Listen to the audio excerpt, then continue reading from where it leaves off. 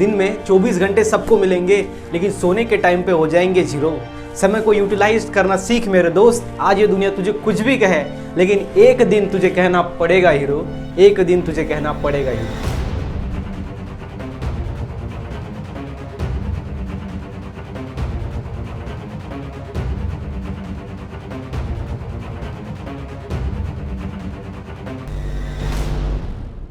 सो hi friends, कैसे हो आप सब लोग। स्वागत है आप सभी का हमारे यूट्यूब चैनल के अंदर। आपको पता है कि ऐसा कोर्स हमने यूट्यूब पे प्रोवाइड किया है एमएस सीडी का, जो कि कोई भी आपको प्रोवाइड नहीं करेगा। बिकॉज इसके अंदर हमने बेसिक वीडियोस, उसके बाद है PYQ videos, previous year questions and advance question videos. ऐसा 3 फॉर्मेट के अंदर, 3 ओके क्वेश्चंस के फॉर्मेट के अंदर हमने ये कोर्स लिया है, एडवांस क्वेश्चन वीडियोज, जो कि लास्ट में है। तो ये दोनों भी basic videos and PYQ videos ये हमारे चालू है। लगभग हमने यहाँ पे हम आज देखेंगे चैप्टर नंबर 12, उसके बाद फिर चैप्टर 13, 14 एंड 15, मतलब 3 ही चैप्टर यहाँ पे हमारे बाकी है। ठीक है, तो यहाँ पे आपको ध्यान में रखना है, हमारे 13 11 चैप्टर कंप्लीट हो गए पूरे। अभी हम 12 देखेंगे, 13 देखेंगे, 14 देखेंगे एंड 15 देखेंगे। तो आगे के चैप्टर बहुत ज्यादा कम है गाइस। 11 12 बड़ा है, ओके। उसके बाद 13 14 15 तो कुछ भी नहीं, 10 मतलब 20 मिनट के अंदर मैं उसको पूरा एक्सप्लेन कर सकता हूँ आपको, उसके साथ ही साथ उसके ऊपर के MCQ सॉल्व करके। तो ऐसा ही आगे के चैप्टर से मतलब रिड्यूस्ड है। और ये जो चैप्टर नंबर 12 है गाइस, ये रिड्यूस नहीं है, ओके। इसके अंदर कुछ भी नहीं रिड्यूस हुआ है, ये ध्यान में रखना है। चैप्टर 12 आपको पूरा का पूरा है, जैसे कि इसका नाम है बायोटेक्नोलॉजी। बायोटेक्नोलॉजी मतलब क्या होता है कि बायो मतलब होता है लिविंग ऑर्गेनिज्म, और टेक्नोलॉजी आपको पता है टेक्निक। तो हम लिविंग ऑर्गेनिज्म को यूज करते हैं, वो टेक्निक को हम बायोटेक्नोलॉजी करते हैं। और ये बायोटेक्नोलॉजी करके हमको क्या फायदा होता है, वो हम इस चैप्टर के अंदर देखेंगे पूरा ये वीडियो के अंदर। तो गाइज ये है इसका पार्ट 1, एंड पार्ट 1 मतलब कि हम इसको बोलेंगे वन शॉट वीडियो, बिकॉज एक ही वीडियो के अंदर हमें पूरा चैप्टर लेने वाला है, chapter number 12, that is biotechnology. Okay, तो गाइज अभी तक चैनल को सब्सक्राइब नहीं किया तो प्लीज सब्सक्राइब करो, एंड मेक श्योर जो बेल आइकन है वो प्रेस होना चाहिए, बिकॉज ये आपको नोटिफिकेशन प्रोवाइड करता है। उसके साथ ही साथ आप टेलीग्राम ग्रुप पे ज्वाइन हो सकते हो हमारे, जहाँ पे 6000 स्टूडेंट है। आपको सिंपल में टेलीग्राम ऐप डाउनलोड करना है, वहाँ पे सर्च करना है बायो स्टडी विद निखिल, और ग्रुप आपके सामने आ जाएगा, वहाँ पे ज्वाइन हो जाना है। उसके साथ ही साथ आप मुझे इंस्टा पे फॉलो कर सकते हो, कोई प्रॉब्लम है तो वहाँ पे पूछ सकते हो, इंस्टा पे हमारा पेज है। So without wasting your time, let's get started. So देखो, सबसे पहले हम देखेंगे बायोटेक्नोलॉजी के कौन कौन से यहाँ पे ये इस्तेमाल होता है। सबसे देखो पहले प्लांट बायोटेक्नोलॉजी, इंडस्ट्रियल बायोटेक्नोलॉजी मतलब इंडस्ट्री के अंदर, then genomics, then microbial biotechnology micro organism के अंदर, देन एनवायरमेंट के अंदर मतलब एनवायरमेंटल बायोटेक्नोलॉजी, एंड उसके बाद है एनिमल बायोटेक्नोलॉजी। मतलब इतने सारे बायोलॉजी के बायोटेक्नोलॉजी के क्या आएगा इस ब्रांचेस है। ओके, बायोटेक्नोलॉजी, बायोटेक्नोलॉजी मतलब जिसके अंदर हम लिविंग ऑर्गेनिज्म को हेल्प लेते हैं, जिससे हम अपने बॉडी के अंदर अपने हमारे लाइफ के अंदर थोड़ा हम क्या कहते हैं आसान करते हैं अपने लाइफ को, जिसको हम कहते हैं बायोटेक्नोलॉजी, जिसके अंदर लिविंग ऑर्गेनिज्म का इस्तेमाल होता है। प्लांट बायोटेक्नोलॉजी का एग्जांपल देखो आप यहाँ पे, plant cell and tissue culture, GM plants मतलब होता है genetically modified crops, that is GM crops, जिन्हें मार्कर एसोसिएट सिलेक्शन, ये प्लांट बायोटेक्नोलॉजी के। ओके, यहाँ पे सिंपल मैं आपको मैं बताना रहा हूँ कि इसके ब्रांचेस कौन कौन से। आगे हम डिटेल में पढ़ेंगे कि क्या GM क्रॉप्स क्या होता है, सभी चीजें हम पूरा डिटेल में पढ़ने वाले। उसके बाद इंडस्ट्रियल बायोटेक्नोलॉजी के अंदर enzyme production, enzyme biotechnology, protein engineering, metabolic engineering and metabolism, ये सभी इंडस्ट्रियल बायोटेक्नोलॉजी के अंदर आते हैं। Then genomics, whole genome sequence, gene functioning, reverse genetics, bioinformatics, ये सभी आता है जीनोमिक्स के अंदर। देन माइक्रोबियल बायोटेक्नोलॉजी के अंदर आता है microbial genomics, bio fertilisers and bio pesticide, that is IPM।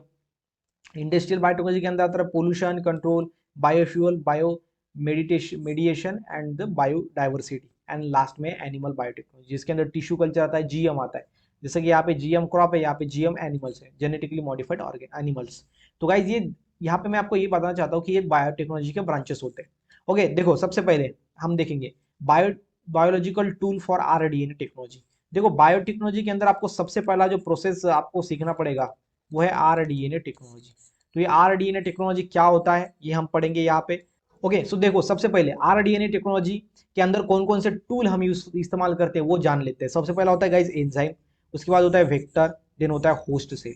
Enzyme, vector and host cell. Enzyme क्या है, एंजाइम दीज डिफरेंट, ओके देखो the different enzymes used are.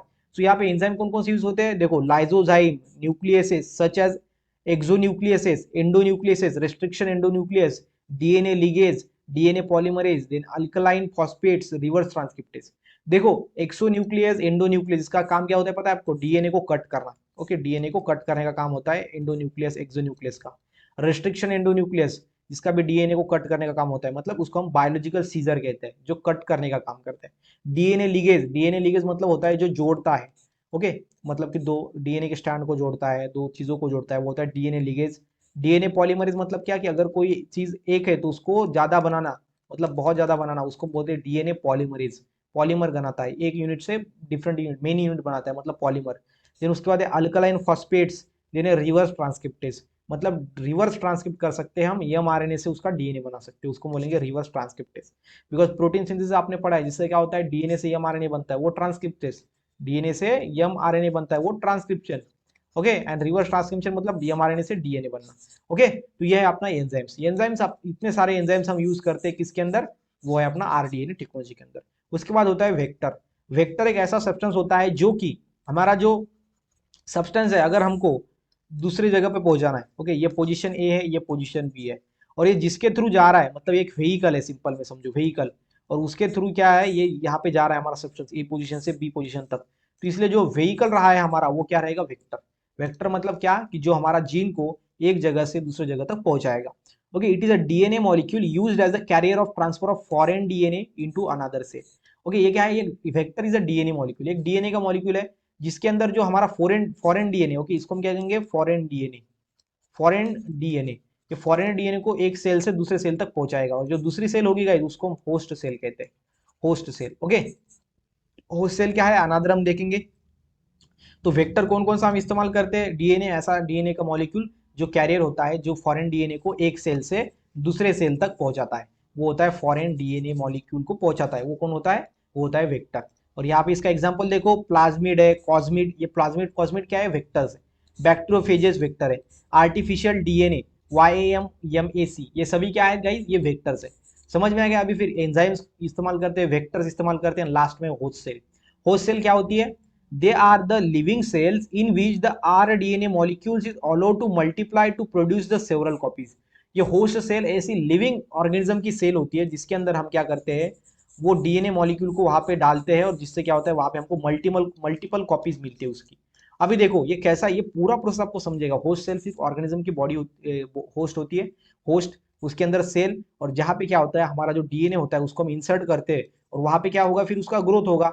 मतलब एक से हमारा कितना बन जाएगा, बहुत सारे हमको क्या मिलेंगे, डीएनए के कॉपीज मिलेंगे, उसके बाद हम उस डीएनए के कॉपीज को यूज कर सकते हैं। ठीक है, तो ये होस्ट सेल सिर्फ और सिर्फ हम मल्टीप्लीकेशन के लिए यूज करते हैं। ओके, स्पेसिफिक जीन का, ये ध्यान में रखो, स्पेसिफिक डीएनए का। तो ये सभी आपको कैसे समझ में आएगा, इस प्रोसेस के अंदर मैं आपको सभी बताता हूँ कि आपको कैसे आरडीएनए टेक्नोलॉजी कैसे इस्तेमाल होता है, ये आर वेक्टर कैसे इस्तेमाल होता है, होस्ट सेल कैसे इस्तेमाल होता है, एंजाइम कैसे इस्तेमाल होता है, ये सभी बताऊंगा। उसके पहले जान लो पीसीआर क्या होता है। ओके, पीसीआर, ये देखो, 3 essential steps in the PCR technique. So PCR मतलब गाइस होता है polymerase chain reaction. Polymerase chain reaction, polymerase chain reaction होता है अपना पीसीआर। जहां पे क्या होता है गाइस, एक सब्सटेंस है हमारे पास, अभी ये एक सेल है, तो उसको मिनी सेल बनाने के लिए ये प्रोसेस होता है, जो होता है पॉलीमरेज चेन रिएक्शन। ओके, इसके अंदर आपको टेम्परेचर के ऊपर क्वेश्चन पूछा जाता है। इसके अंदर फर्स्ट स्टेप होती है गाइस हीट डिनेचुरेशन, उसके बाद होता है एनिलिंग, एंड थर्ड होता है polymerization, that is a primary extension. ये 3 प्रोसेस होती है। पहले प्रोसेस के अंदर जो टेम्परेचर होना चाहिए, वो होना चाहिए 90 degree to 98 degree celsius. Okay, ये ध्यान में रखना। उसके बाद एनिलिंग पे 40 टू 60 डिग्री सेल्सियस, एंड जो थर्ड होता है हमारा प्रोसेस, उसके अंदर होना चाहिए 70 टू 75 डिग्री सेल्सियस। ये टेम्परेचर के ऊपर आपको क्वेश्चन पूछा गया है कि हीट डिनेचुरेशन, ये पीसीआर के प्रोसेस में कौन कितना टेम्परेचर होना चाहिए, उसका रेंज कितना होना चाहिए, ऐसा क्वेश्चन पूछा गया है, और हम ये क्वेश्चन लेंगे आगे। ओके, तो ये ध्यान में रखना सिर्फ आप, ये इंपॉर्टेंट है आपके लिए एमएससी सीटी के लिए। सो आरडीएनए टेक्नोलॉजी के अंदर क्या होता है, देखो सबसे पहले क्या होता है, जो डीएनए है अपना, अभी ये डोनर ऑर्गेनिज्म है। ओके, ये कौन है अपना, ये है डोनर, इसको हम क्या कहते हैं, डोनर। उससे क्या करेगा, डीएनए को लिया जाएगा। ओके, डीएनए, ये डोनर से क्या करेंगे हम, ये डीएनए को लेंगे पहले तो। ओके, ये है अपना डोनर, बिकॉज ये देने वाला है, इसलिए इसको क्या कहेंगे, डोनर, जिससे हम क्या करेंगे गाइज, अपना डीएनए को लेंगे। देन उसके बाद क्या होगा, fragmentation of donor DNA by restriction endonuclease. अब ये रिस्ट्रिक्शन एंडोन्यूक्लियस क्या है, एक एंजाइम है। अभी जो डीएनए हमको मिला है, ओके, अभी ये अपना डीएनए, ओके, ये डीएनए जो हमको मिला है गाइज, उसका हम क्या करेंगे, उसके फ्रेगमेंट गिरा देंगे। क्या गिरा देंगे, ऐसे फ्रेगमेंट, छोटे छोटे पार्ट गिरा देंगे। ओके, फ्रेगमेंट गिरा देंगे, और ये किससे होगा, रेस्ट्रिक्शन एंडोन्यूक्लियस। रेस्ट्रिक्शन एंडोन्यूक्लियस क्या है गाइस, एंजाइम से। एंजाइम्स में हमने इसको पढ़ा था, देखो यहाँ पे क्या है, ये देखो कौन सा है यहाँ पे, डीएनए लिगेज, उसके आगे ये देखो रेस्ट्रिक्शन एंडोन्यूक्लियस, ये क्या है, एंजाइम है जो क्या करता है, जो डीएनए को कट करने का काम करता है। ओके, इसका काम क्या होता है, कटिंग का काम होता है इसका। ओके, तो ये हमने यूज किया। उसके बाद क्या होता है, स्क्रीनिंग फॉर डिजायर्ड जीन। उसको जो हमने जीन चाहिए हमको, ओके, उसको हम वेक्टर के साथ ऐड कर देते हैं। देखो क्लोनिंग वेक्टर, तो ये है अपना वेक्टर। ओके, ये वेक्टर है, तो ये हमारा डीएनए जो था उसको डिजायर्ड जीन वैसा डाल देंगे यहाँ पे। ठीक है, ये है वेक्टर, वेक्टर के साथ डाल देंगे। उसके बाद क्या होगा, क्या होगा, introduce in recombinant vector into host cell. फिर इसको क्या करेंगे, हम होस्ट सेल के अंदर डाल देंगे। अभी हमारे पास वेक्टर है, उसके बाद जो हमारा जीन चाहिए हमको, जो जीन के हमको मल्टीपल मल्टीपल चाहिए कॉपीज, उसको हमने उसके अंदर ऐड कर दिया है, इंसर्टेशन कर दिया है। उसके बाद हम उसको डालेंगे होस्ट सेल के अंदर। तो होस्ट सेल के अंदर क्या बनेगा गाइस, देखो ऐसा होगा और ये ऐसा होगा। ठीक है, होस्ट सेल के अंदर डाल दिया। उसके बाद क्या होगा, culturing to obtain multiple copies. उसके बाद इसके अंदर जो डेवलपमेंट हो जाएगा और डेवलपमेंट होके हमको बहुत सारे कॉपीज मिल जाएंगे। ओके, क्या हो जाएगा, बहुत सारे कॉपीज हमको मिलेंगे। तो देखो अभी कॉपीज बनाता हूँ इसके। ओके, देखो यहाँ पे ऐसे, तो ऐसे बहुत सारे कॉपीज हमको मिल रहे हैं। Okay, then selection of transferred host cell. उसके बाद जो ट्रांसफर होस्ट सेल सिलेक्ट की थी हमने, उसको आपको सिलेक्ट करना है, जो हमने ट्रांसफर किया था उसको सिलेक्ट करना है। Then multiplication of transfer host cell. अभी जो होस्ट सेल है ये इसके अंदर बहुत सारे हमारे जो जीन हमको चाहिए तो मल्टीपल करना था वो हो गए। फिर इसके हमको क्या करना है, क्लोन्स करना है, इसको और बढ़ाना है, इसके 2 3 4 ऐसे कॉपीज बनाने हैं। और उसके बाद expression of gene to obtain the desired product. और उसके बाद क्या होगा, वो जो जीन होगा वो उस बॉडी के एनिमल बॉडी के अंदर बहुत ज्यादा बढ़ गए, तो उसी तरीके से उसके कैरेक्टर्स, डिजायर कैरेक्टर, हमको डिजायर प्रोडक्ट मिलेगा। सिंपल में अगर ये जीन हमारा ज्यादा मिल्क प्रोडक्शन के लिए था, तो जो एनिमल था उसके अंदर हमने ये छोड़ा है, तो फिर वो ज्यादा से ज्यादा मिल्क प्रोड्यूस करेगा। समझ में आएगा ये कैसा स्टेप था। ठीक है, सबसे पहले क्या हुआ, ये सभी ध्यान में, डोनर, डोनर से हमने डीएनए को लिया, उसके बाद उसको कट किया, देन उसके ऊपर हमने क्या किया, उसको एक वेक्टर के ऊपर डाल दिया, उसको होस्ट सेल के अंदर ट्रांसफर कर लिया, वहां पे कल्चरिंग किया, उसको बढ़ाया। और जो ये होस्ट सेल के अंदर वो बढ़ता रहा, बढ़ता गया, लेकिन उसके साथ साथ हमारा जो जीन था वो भी बढ़ता गया। और ये जीन ज्यादा बढ़ गया मतलब उसके क्या करेगा, एक्सप्रेशन दिखाएगा ना वो उस एनिमल के अंदर, तो वो डिजायर प्रोडक्ट हमको मिलेगा। तो ये है गाइज अपना आरडीएनए टेक्नोलॉजी। मुझे लगता है कि आपको ये समझ में आ गया होगा। देन उसके बाद जो गाइज नेक्स्ट है वो है application of biotechnology. Application of biotechnology क्या होता है ये जान लेते हैं। सबसे पहले यहाँ पे देखो ह्यूमन हेल्थ केयर बायोटेक्नोलॉजी होता है, मतलब हमारे हेल्थ के अंदर कैसे बायोटेक्नोलॉजी ये इंपॉर्टेंट है। एप्लीकेशन मतलब उसका यूज। उसके बाद एग्रीकल्चर के अंदर कैसे बायोटेक्नोलॉजी इंपॉर्टेंट है वो देखेंगे। उसके बाद जीन थेरेपी के अंदर कैसे इंपॉर्टेंट है वो देखेंगे। जेनेटिकली मॉडिफाइड ऑर्गेनिज्म के अंदर कैसे इंपॉर्टेंट है वो देखेंगे। सबसे पहला हम देखेंगे हेल्थ केयर बायोटेक, जिसके अंदर होता है सबसे पहला ह्यूमन इंसुलिन, उसके बाद है वैक्सीन प्रोडक्शन। तो फर्स्ट में जान लेते हैं ह्यूमन इंसुलिन क्या होता है। ह्यूमन इंसुलिन क्या है गाइस, इंसुलिन एक पेप्टाइड हार्मोन है जो कौन सी सेल सीक्रेट करती है पता है आपको, पैनक्रियास की सेल सीक्रेट करती है, जो कि होती है beta cell of islet of Langerhans. Okay, islet of Langerhans की बीटा जो सेल्स होती है वो पेप्टाइड हार्मोन सीक्रेट करती है और वो होता है इंसुलिन। और ये कहाँ पे होती है, पैनक्रियास। पैनक्रियास क्या है, एक ग्लैंड है, उस ग्लैंड के अंदर क्या होता है, बीटा सेल्स होती है जो कि पेप्टाइड हार्मोन सीक्रेट करती है, जिसको हम क्या कहते हैं, इंसुलिन। और इंसुलिन आपको पता है डायबिटीज मिलिटस, व्हाट इज डायबिटीज मिलिटस, एक डिसीज है, एक डिसीज है। ये डिसीज कब होता है पता है आपको, जब इंसुलिन, इंसुलिन हमारे बॉडी के अंदर बनता है, कहाँ पे बनता है, पैनक्रियाज के अंदर, आइलेट ऑफ लैंगरस के अंदर जो बीटा सेल्स होती है वो बनाती है इंसुलिन। अगर ये बनना स्टॉप हो गया तो हमको क्या होगा, डायबिटीज मिलिटस ये डिसीज होगा, जिसके अंदर हमारे अंदर जो शुगर है वो बहुत ज्यादा बढ़ जाएगी। ठीक है, समझ में आ गया। तो यहाँ पे जो इंसुलिन क्या करता है, शुगर को डाइजेस्ट कर लेता है, शुगर को बढ़ने नहीं देता, अपने बॉडी के अंदर शुगर लेवल को नॉर्मल रखता है इंसुलिन। अभी जो इंसुलिन अगर हमारे बॉडी के अंदर प्रोड्यूस होना स्टॉप हो गया तो हमारी शुगर लेवल क्या हो जाएगी, बढ़ जाएगी, और हमको कौन सा डिसीज होगा, डायबिटीज मिलिटस होगा। ठीक है, तो यहाँ पे हम बायोटेक्नोलॉजी का इस्तेमाल करके हमारे बॉडी के अंदर इंसुलिन को बढ़ा सकते हैं। ओके, मतलब ये ह्यूमन इंसुलिन। उसके बाद नेक्स्ट में है वैक्सीन प्रोडक्शन। वैक्सीन प्रोडक्शन यहाँ पे देखते इसको इरेज करता हूँ ताकि हमको वैक्सीन प्रोडक्शन समझ में आ जाए। तो यहाँ पे इसको इरेज कर देता हूँ, वैक्सीन प्रोडक्शन समझते। वैक्सीन प्रोडक्शन गाइस कैसे होता है ध्यान देते हैं। वैक्सीन प्रोडक्शन क्या होता है, देखो वैक्सीन हमारे बॉडी के अंदर कब बनती है, कैसे बनती है। वैक्सीन हम बनाते हैं बिकॉज ऑफ बायोटेक्नोलॉजी, बायोटेक्नोलॉजी के इस्तेमाल से। बिकॉज क्यों, वैक्सीन क्या होता है, वैक्सीन के अंदर गाइस अगर हमको small pox, small pox, okay, ये डिसीज आपको पता है स्मॉल पॉक्स ये होता है। और यहाँ पे जो वैक्सीन होती है स्मॉल पॉक्स की, उसके अंदर स्मॉल पॉक्स होने वाले ऑर्गेनिज्म, मतलब जिस ऑर्गेनिज्म से डिसीज होता है वही होते हैं। आप बोलेंगे सर ये स्मॉल पॉक्स डिसीज है तो हम डिसीज नहीं होने के लिए ये वैक्सीन लेते हैं, लेकिन उस वैक्सीन के अंदर वही होते हैं क्या जो डिसीज प्रोड्यूस करते हैं। यस, जो स्मॉल पॉक्स का डिसीज प्रोड्यूस करते हैं वही माइक्रो ऑर्गेनिज्म इसके अंदर होते हैं। लेकिन वो कैसे फॉर्मेट में होते हैं, वीक फॉर्म के अंदर, मतलब जब हमारे बॉडी के अंदर वो दिए जाता है तब हमारे बॉडी को डिसीज नहीं होता, लेकिन हमारे बॉडी को पता चल जाता है कि ऐसे माइक्रोब्स को हमको कैसे डील करना है। ओके, कैसे हमको डील करना है इसके साथ पता चल जाता है, और हमारी बॉडी क्या करती है, एंटीबॉडीज बनाती है, एंटीबॉडीज, एंटीबॉडीज। ओके, तो हमारी बॉडी क्या करती है, एंटीबॉडीज बनाती है, और अगेन सेकंड टाइम अगर वो उसने हमारे बॉडी के ऊपर अटैक कर लिया तो ये एंटीबॉडीज वहां पे उसको किल कर देंगी। समझ में आएगा? तो हमारे बॉडी का ऐसा मैकेनिज्म होता है कि फर्स्ट टाइम अगर कोई नया नया मतलब पहली बार, ओके समझ लो, ओके पहली बार अगर हमको कोई डिसीज हुआ है तो हमको वो डिसीज हो जाता है, लेकिन सेकंड टाइम हमारी बॉडी उसको ध्यान में रखती है कि नहीं ये डिसीज ऐसा था, इसके माइक्रोब्स ऐसे आए थे पैथोजन, तो इसको हमको ऐसे किल करना है, तो हमारी बॉडी समझ जाती है। लेकिन हम क्या कहते हैं, हम तो जो नेचुरली, जैसे कि कोरोना वायरस की वैक्सीन, नेचुरली हमको कोरोना वायरस हो ऐसा हम नहीं चाहते ना, तो हम क्या कर सकते हैं, जो कोरोना वायरस के पैथोजन है उसको वीक फॉर्मेट में हमारे बॉडी के अंदर देंगे। मतलब हमको डिसीज नहीं होगा, लेकिन हमारे बॉडी को समझ में आ जाएगा कि इसको इसके साथ डील करना पड़ेगा हमको, तो उसके सामने साथ में डील करने के लिए हमारे पास एंटीबॉडीज बनना नहीं होंगे, और हमारी बॉडी क्या बनाएगी, एंटीबॉडीज बनाएगी। समझ में आ गया? तो ऐसा होता है वैक्सीन प्रोडक्शन। तो वैक्सीन प्रोडक्शन के अंदर क्या होता है, माइक्रोब्स होते हैं। ओके, इसके अंदर हम किसका इस्तेमाल लेते हैं गाइस, बायोटेक्नोलॉजी का इस्तेमाल लेते हैं। देन नेक्स्ट में एग्रीकल्चर के अंदर बायोटेक्नोलॉजी कैसे इस्तेमाल होता है, देखो जैसे कि बीटी कॉटन, बीटी कॉटन का लॉन्ग फॉर्म क्या है, बैसिलस थ्रिंजियसिस कॉटन। बैसिलस थ्रिंजियसिस एक ऐसा सब्सटेंस है जो कि कैसा है पता है आपको, वो एक गाइस पेस्टिसाइड सब्सटेंस है, पेस्टिसाइड्स। ओके, और पेस्टिसाइड मतलब क्या कि जो पेस्ट को किल करे। पेस्ट क्या होते हैं, ये प्लांट के ऊपर इंसेक्ट लाइक एनिमल होते हैं जो कि प्लांट को हार्म प्रोड्यूस करते हैं, वो होते हैं पेस्ट। वो पेस्ट को किल करने वाला पेस्टिसाइड, और ये होता है बीटी कॉटन। ये बीटी होता है मतलब बैसिलस थ्रिंजियसिस। और कॉटन मतलब क्या कि हमारे जो कॉटन थी, कपास थी, उसके अंदर जो पेस्ट है गाइस वो बहुत ज्यादा नुकसान कर रहे थे। तो फिर फार्मर को बहुत ज्यादा इसका जो है वो तोटा हो रहा था, जो नुकसान हो रहा था। तो फिर अब इसका क्या करें, तो क्या किया साइंटिस्ट लोगों ने, बीटी कॉटन निकाल दिया।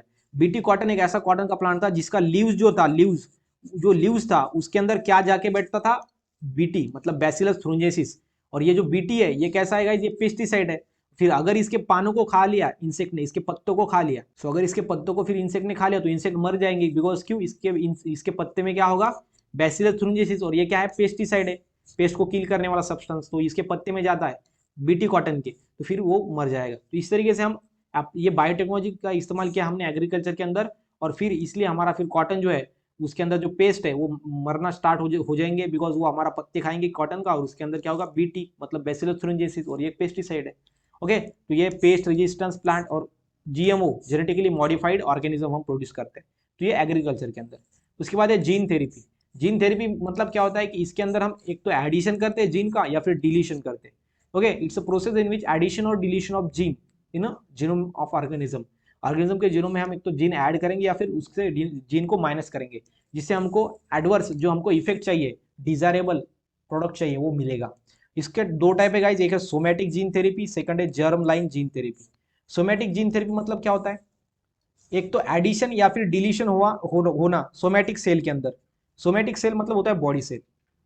बॉडी सेल मतलब कि हम एक तो ये सेल के अंदर क्या होगा, जीन को ऐड करेंगे या फिर माइनस करेंगे, मतलब सोमैटिक सेल के अंदर, बॉडी सेल के अंदर, तब हम उसको कहेंगे सोमैटिक जीन थेरेपी। और जर्म लाइन जीन थेरेपी के अंदर हम क्या करेंगे, जर्म सेल्स के अंदर, जर्म सेल्स के अंदर क्या करेंगे, उसको जीन को एडिशन करेंगे या फिर डिलीशन करेंगे। जर्म सेल्स कौन कौन से हैं, स्पर्म हो, एग हो। ओके, स्पर्म, एग, ये क्या है, जर्म सेल्स है। और body cell, hepatic cell, cell of bone marrow. Okay, ये सभी हेपेटिक सेल है, सॉरी बॉडी सेल्स है। तो बॉडी सेल के अंदर अगर हमने जीन को ऐड किया या फिर डिलीट किया तो उसको हम सोमैटिक जीन थेरेपी कहते हैं। और अगर हमने जो जीन्स है उनको जर्म सेल्स के अंदर, जैसे कि स्पर्म या फिर ओवम के अंदर उसको ऐड किया या फिर डिलीट किया जीन को, तो उसको हम जर्म लाइन जीन थेरेपी कहते हैं। समझ में गया? तो यह है अपना जीन थेरेपी। और ये जीन थेरेपी क्यों करते हैं हमको अच्छी तरीके से जो ऑर्गेनिज्म है उसको अच्छा इफेक्ट मिले। मतलब अगर अगर हमारे पास बफेलो तो वो ज्यादा दूध नहीं दे रही, तो उसको हम क्या करेंगे, जीन थेरेपी यूज करेंगे तो वो ज्यादा दूध देने लगेगी। मतलब हमको डिजायर्ड कैरेक्टर की अपना फायदा होने के लिए हम क्या करते हैं, बायोटेक्नोलॉजी का इस्तेमाल करते हैं जीन थेरेपी के अंदर। देन नेक्स्ट में जो है वो गाइस है genetically modified organism. Genetically modified organism क्या होता है, अभी जीनोम आपको पता होना चाहिए कि क्या होता है genome. Genome is a total genetic constitution of an organism. कोई ऑर्गेनिज्म का टोटल जेनेटिक कॉन्स्टिट्यूशन को हम क्या कहते हैं गाइस, जीनोम कहते हैं। तो जीनोम, अगर ये जीनोम के अंदर कुछ हमने मॉडिफिकेशन लाए तो ये हमारा ऑर्गेनिज्म कुछ अलग कैरेक्टर दिखाएगा, और उस अलग कैरेक्टर दिखाएगा, लेकिन उस ऑर्गेनिज्म के अंदर जो मॉडिफिकेशन हुआ है उसके जीनोम के अंदर, मॉडिफिकेशन हुआ है उस जीनोम के अंदर ऑर्गेनिज्म के, तो वो ऑर्गेनिज्म को हम कहेंगे guys genetically modified organism, because इसका जेनेटिक मेकअप, इसका जीनोम, इसका जेनेटिक कॉन्स्टिट्यूशन थोड़ा मॉडिफाइड किया गया है ताकि हमें अच्छे से अच्छे कैरेक्टर मिले। ठीक है, तो ये ध्यान में रखना, वो है जेनेटिकली मॉडिफाइड ऑर्गेनिज्म। नेक्स्ट में है application of biotechnology in genetically modified organism. इसके अंदर गाइज है ट्रांसजेनिक प्लांट। ओके, इसके अंदर हम देखेंगे ट्रांसजेनिक प्लांट और ट्रांसजेनिक एनिमल, तो फिर हमारा ये चैप्टर हो जाएगा। ठीक है, तो सबसे पहले देखेंगे हम ट्रांसजेनिक प्लांट के अंदर ये कैसा इस्तेमाल होता है, एंड देन देखेंगे ट्रांसजेनिक एनिमल के अंदर कैसे इस्तेमाल होता है। तो देखो ट्रांसजेनिक प्लांट के अंदर कैसे इस्तेमाल होता है, देखो इसके अंदर होता है गाइस, जो फर्स्ट ट्रांसजेनिक प्लांट है वो है टोबैको। तो आपको क्वेश्चन पूछा जाएगा एमएसटीसीटी के अंदर, विच of the following is the first transgenic plant, तो आपका आंसर क्या आना चाहिए, टोबैको। ओके, तो टोबैको ये फर्स्ट ट्रांसजेनिक प्लांट है। उसके बाद ये जो ट्रांसजेनिक जेनेटिकली मॉडिफाइड ऑर्गेनिज्म है ट्रांसजेनिक प्लांट के अंदर, इसका क्या इस्तेमाल होता है, एप्लीकेशन क्या है इसका, पहला है इंसेक्ट पेस्ट रेजिस्टेंस। जैसे कि बीटी कॉटन, मैंने आपको बताया बीटी कॉटन के जो लीव्स है उसके अंदर क्या था, बेसिलस थ्रुंजेंसिस, और वो कैसा सब्सटेंस है जिसको हम बीटी शॉर्ट में बीटी कहते हैं, और ये बीटी कैसा है, वो पेस्टिसाइड है। तो इसको अगर इंसेक्ट खाएंगे तो वो इंसेक्ट मर जाएंगे, पेस्ट खाएंगे तो पेस्ट मर जाएंगे। तो इस तरीके से हम यहाँ पे इसका इस्तेमाल करते हैं। सेकंड है बायोफोर्टिफिकेशन। चैप्टर नंबर 11 में हमने पढ़ा था बायोफोर्टिफिकेशन मतलब कि न्यूट्रिशनल वैल्यू को बढ़ाना। ओके, उसको हम बोलते हैं बायोफोर्टिफिकेशन। तो बायोटेक्नोलॉजी का इस्तेमाल करके हम क्या करते हैं, राइस जो होता है नॉर्मल राइस के हिसाब से जो अपना गोल्डन राइस है इसके अंदर ज्यादा न्यूट्रिशनल क्वालिटीज होती है, इसलिए बायोफोर्टिफिकेशन। तो इसका आंसर क्या है अपना, जो है गोल्डन राइस है, इसका एग्जाम्पल है। जो नॉर्मल राइस है उसके अंदर जो क्वालिटी कंटेंट है, जो न्यूट्रिशन है वो कम होगा as compare to golden rice, because यहाँ पे बायोफोर्टिफिकेशन हुआ है। और बायोफोर्टिफिकेशन ऐसी प्रोसेस होती है जिसके अंदर हम न्यूट्रिशनल वैल्यू बढ़ाते हैं फूड की, और ये होती है because of biotechnology. Then third number का modification in post harvested character. अभी पोस्ट हार्वेस्टेड कैरेक्टर क्या है, तो पोस्ट हार्वेस्टेड मतलब क्या कि हमने किसी उत्पादन ले लिया है किसी सब्सटेंस का। फॉर एग्जांपल टोमेटो ले लो, टोमेटो का हमने क्या किया, उत्पादन ले लिया है, उसके बाद आगे के कैरेक्टर में थोड़ा हम मॉडिफिकेशन ला सकते हैं। कैसा, देखो ये जो पॉलीगैलेक्टोरेनेज है, पॉलीगैलेक्टोरेनेज, तो ये जो एंजाइम है, ये एंजाइम है, तो ये एंजाइम क्या करता था, टोमेटो के अंदर जो टोमेटो की ऊपर की लेयर है, मतलब टोमेटो की सेल वॉल, सेल की ऊपर की लेयर, सेल वॉल, तो ऊपर की जो लेयर है उसको ब्रेक कर देता। और उसके बाद हम अगर उसको ट्रांसपोर्ट कर दिया एक जगह से दूसरी जगह तक, तो हमारे जो टोमेटो गाइस वो खराब हो जाते, बिकॉज उसके ऊपर क्या हो जाता, थोड़ा खराब हो जाते थे, उसकी लेयर ब्रेक हो जाती थी, बिकॉज जो पॉलीगैलेक्टोरेनेज था, ये एंजाइम था जो क्या करता था, जो टोमेटो की सेल वॉल थी उसको ब्रेक कर देता था, ताकि उससे क्या होता था, फिर हमारा जो टोमेटो गाइस बहुत ज्यादा स्मूथ बन जाता था, उसको हम अगर एक जगह से दूसरी जगह तक ले जाए तो वो डिस्ट्रॉय हो जाता था। तो फिर यहाँ पे हमने क्या किया, बायोटेक्नोलॉजी का इस्तेमाल करके ये पॉलीगैलेक्टोरेनेज का इफेक्ट कम कर दिया, ताकि हमारा जो सेल वॉल है, जो टोमेटो के ऊपर का लेयर है वो खराब ना हो जल्दी से, और हमारे टोमेटो एक जगह से दूसरे जगह तक ले जाने तक हमारा कुछ नुकसान ना हो। ओके, यह है हमारा modification in post harvested character. मतलब हार्वेस्टिंग करने के बाद पूरा हमारा उत्पादन लेने के बाद आगे के कैरेक्टर में भी हमने थोड़ा क्या किया, इससे हमने इस्तेमाल हुआ हमारा बायोटेक्नोलॉजी का। उसके बाद है plant as a factories. Plant as a factories कैसा कि ये है बायो रिएक्टर, मतलब ये गाइस यहाँ पे बायो रिएक्टर्स, जिसको हम बायो रिएक्टर्स कहते हैं, मतलब डिफरेंट डिफरेंट एक्सपेरिमेंट के अंदर हम इसको यूज करते हैं। एंड देन 5 एंड लास्ट है जो कि टीपी, मतलब transgenic plant produced edible vaccine. और जो प्लांट होते हैं गाइस वो इडिबल वैक्सीन प्रोड्यूस करते हैं, जिसको हम ओरल वैक्सीन कहते हैं, मतलब जिसको ऐसी वैक्सीन जो कि हम खा लेंगे सिंपल में, ओरल वैक्सीन जिसको हम इडिबल वैक्सीन कहते हैं। तो ये जो ट्रांसजेनिक प्लांट ये हेल्पफुल है, जो डेवलपिंग कंट्रीज है ये देख रही है, उनके ऊपर एक्सपेरिमेंट चालू है कि एडिबल वैक्सीन हम बना सके, और ये बनती है with the help of plant. तो ये यहाँ पे बायोटेक्नोलॉजी के इस्तेमाल से होता है। ओके, उसके बाद गाइज नेक्स्ट हम देखेंगे ट्रांसजेनिक एनिमल्स।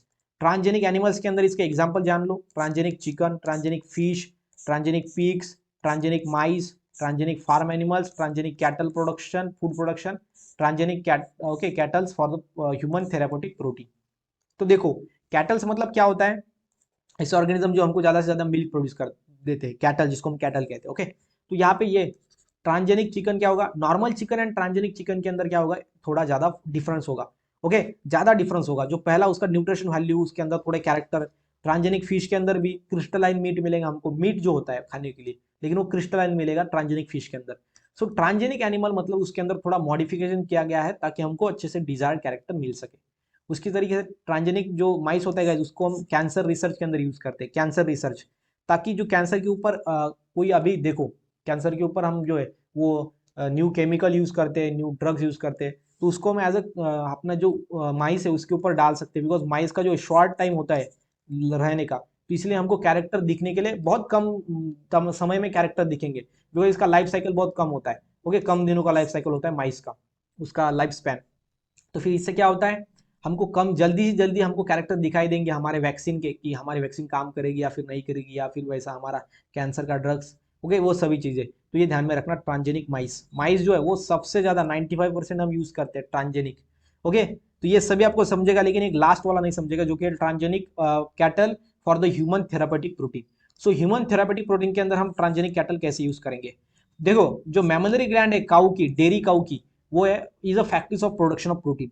जो मेमोरी ग्लैंड है काऊ की, वो लेकिन ऐसी काऊ जो फार्म के अंदर है, फार्म, ओके फार्म, तो वहां पे जो वो जो उसके मेमोरी ग्लैंड होगा वो होगा इस फैक्ट्री, बिकॉज वहां से बहुत ज्यादा प्रोटीन प्रोड्यूस होगा, बहुत ज्यादा प्रोटीन। जैसे कि यहाँ पे देखो फैक्टर IX, मतलब 4 नंबर का फैक्टर, जो कि है प्लाज्मा थ्रोम्बोप्लास्टिन। कौन सा फैक्टर है गाइस, वो है प्लाज्मा थ्रोम्बोप्लास्टिन। सो यहाँ पे आपको जान के हैरानी होगी कि जो एक ट्रांसजेनिक काऊ है, सिर्फ और सिर्फ एक ही ट्रांसजेनिक काऊ अपने पूरे वर्ल्ड के अंदर जितने भी लोग हैं उस उन लोग को 1 साल तक, ओके, मतलब कि 1 साल तक जो है पूरा वो जो ये फैक्टर प्लाज्मा थ्रोम्बोप्लास्टिन है ये दे सकती है। इतना प्रोटीन, इतना फैक्टर वो प्रोड्यूस करता है अपना एक काऊ, ओके, फार्म का, डेयरी काऊ। तो ये है transgenic cattle for human therapeutic production, because ये प्रोटीन का प्रोडक्शन करता है। जो प्रोटीन होता है ये प्लाज्मा थ्रोम्बोप्लास्टिन, ये हेल्प किसके अंदर होता है पता है आपको, अगर हीमोफीलिया के अंदर हेल्प होता है। हीमोफीलिया, हीमोफीलिया मतलब क्या होता है, जिसके अंदर ब्लड क्लॉट नहीं होता, ब्लड क्लॉट नहीं होता उसको बोलते हैं हीमोफीलिया। और ये प्लाज्मा थ्रोम्बोप्लास्टिन ब्लड क्लॉटिंग के अंदर हेल्प करता है और ये हीमोफीलिया डिसीज को ओवरकम करता है। यहाँ पे ध्यान में रखो, यही रखना है कि एक ही काऊ पूरे 1 साल तक, पूरे पूरे मतलब हमारे वर्ल्ड के अंदर जितने भी ऑर्गेनिज्म, जितने भी पीपल है, लोग है, उनको लोगों को ये प्लाज्मा थ्रोम्बोप्लास्टिन, ये फैक्टर, ये प्रोटीन दे सकता है, इतना कैपेसिटी इसके अंदर होता है। और ये क्यों हुआ है, बिकॉज ये ट्रांसजेनिक एनिमल, इसके अंदर हमने मॉडिफिकेशन किया है। ठीक है, तो ये ध्यान में रखना। तो यहाँ पे आप देख सकते हो ये ट्रांसजेनिक एनिमल का यहाँ पे आपको दिखाया गया है, transgenic food for meet and eggs. तो ये किसके लिए, मीट के लिए और एग्स के लिए। Transgenic mouse as animal model for research, research के लिए इसके ऊपर हम रिसर्च टेस्ट कर सकते हैं, बिकॉज इसका लाइफ स्पैन कम होता है तो जल्दी से हमको रिजल्ट आएंगे। Transgenic fish for the protein rich meat, इसके अंदर प्रोटीन ज्यादा हो ऐसा मीट हमको मिले, ताकि इसके हमने किया किसके ऊपर, फिश के ऊपर। उसके बाद transgenic cows as a bio reactors. And उसके बाद ये देखो ये डायरेक्टली किसके अंदर ये है, सोमेटिक है या फिर गैमेटिक, ये है गैमेटिक जीन थेरेपी। बिकॉज सीधा गैमेट अपना जो एग्स है उसके अंदर डायरेक्टली हम क्या कर रहे हैं, एडिशन या फिर डिलीशन कर रहे हैं जीन्स का, वो है gametic gene therapy, germ line gene therapy हम जिसको कहते हैं। उसके बाद आपको गाइज ये चार्ट बहुत ज्यादा IMP आपके लिए, ये ध्यान में रखना होगा आपको, इसको रट लो गाइज, पार्ट कर लो। जैसा कि विटामिन ए, इसका पोटेंशियल बेनिफिट क्या है, एंटीऑक्सीडेंट, ये कौन से क्रॉप के अंदर पाया जाता है, राइस। इसका ट्रांसजीन क्या है, पॉलिटिस, सिंथेज, लिकोपिन एंड साइक्लिस। तो ये सभी आपको याद करके रखना है, यहाँ पे आपको क्वेश्चन पूछे जाते हैं इसके ऊपर। उसके बाद ये सेकंड चार्ट जिसके अंदर है disorders, health condition and recombinant protein. मतलब अगर एनीमिया है तो हमको इरिथ्रोपोइटिन प्रोटीन जो है वो लगता है, आर प्रोटीन, रिकॉम्बिनेंट प्रोटीन होता है। पर्चुरेशन के लिए रिलैक्सिन प्रोटीन हम यूज करते हैं। पर्चुरेशन मतलब बेबी को बाहर आने के लिए जो प्रोसेस होता है, बेबी बाहर आता है मदर बॉडी से, उसको पर्चुरेशन कहते हैं। ओके, इस तरीके से ये सभी, डायबिटीज के अंदर इंसुलिन प्रोटीन होता है, इस्तेमाल होता है। ओके, मतलब ये डिसीज है और जिसके ऊपर ये प्रोटीन यूज होते हैं वो आगे प्रोटीन है। तो ये सभी आपको ध्यान में रखने पड़ेंगे अच्छी तरीके से, बिकॉज इसके ऊपर क्वेश्चन आता है। जैसे कि हीमोफीलिया बी, हीमोफीलिया ए अगर है तो फिर 7 नंबर का फैक्टर, हीमोफीलिया बी तो 9 नंबर का factor, factor 9। And then hepatitis B पे हेपेटाइटिस बी वैक्सीन, तो ये सभी रिकॉम्बिनेंट प्रोटीन है, ये डिसऑर्डर के ऊपर यूज करने वाले, वो आपको ध्यान में रखने पड़ेंगे। अभी इसके ऊपर थोड़े हम क्वेश्चन सॉल्व करके देखते हैं, 20 क्वेश्चन हम सॉल्व करेंगे। जो फर्स्ट क्वेश्चन है गाइस वो है अपना, modern biotechnology is based on 2 core technique.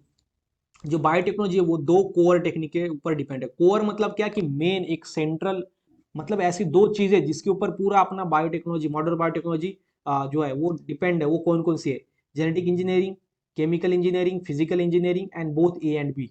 तो गाइस इसका आंसर है both A and B. Genetic engineering and chemical engineering, ये दोनों के ऊपर हमारा मॉडर्न बायोटेक्नोलॉजी डिपेंड है।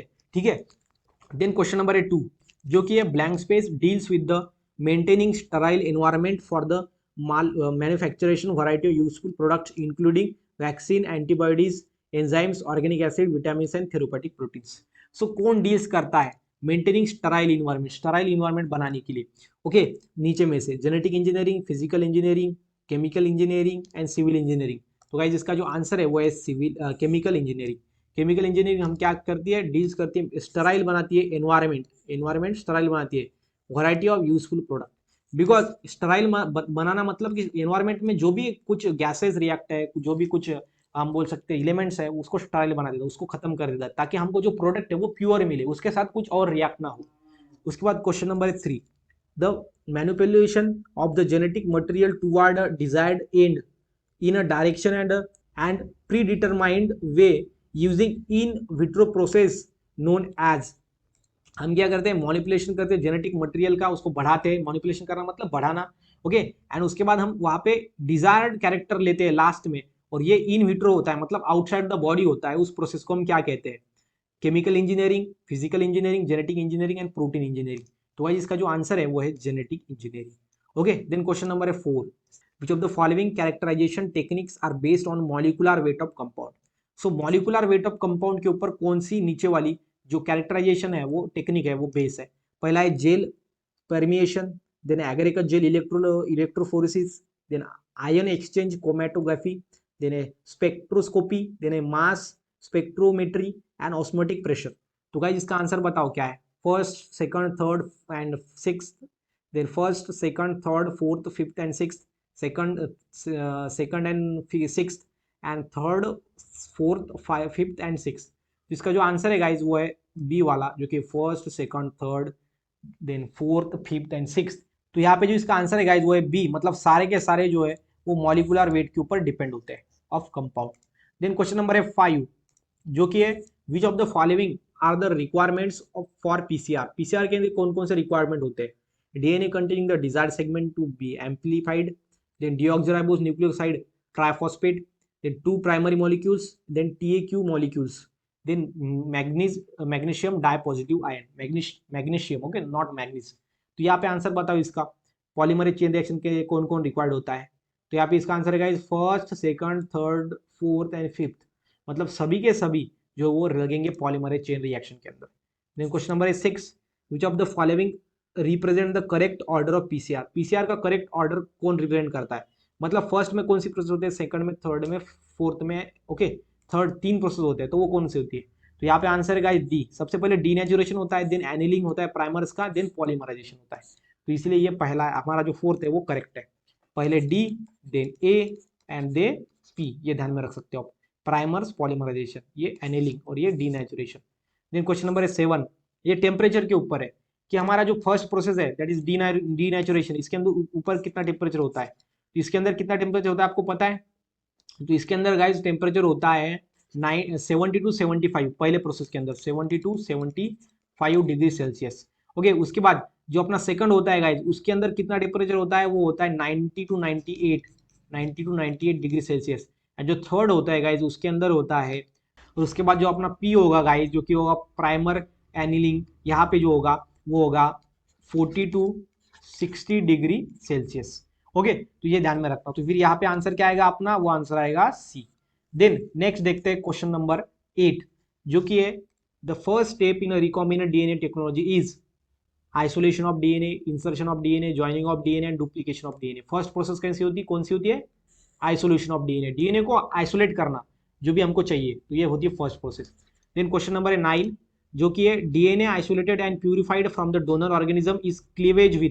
जो डीएनए हमने आइसोलेट किया है डोनर ऑर्गेनिज्म से, उसको हम किसके साथ जोड़ते हैं बताओ, alkaline phosphates, restriction endonuclease, reverse endo transcriptase, DNA polymerase. तो इसका आंसर है रिस्ट्रिक्शन एंडोन्यूक्लियस के साथ हम उसको जोड़ते हैं।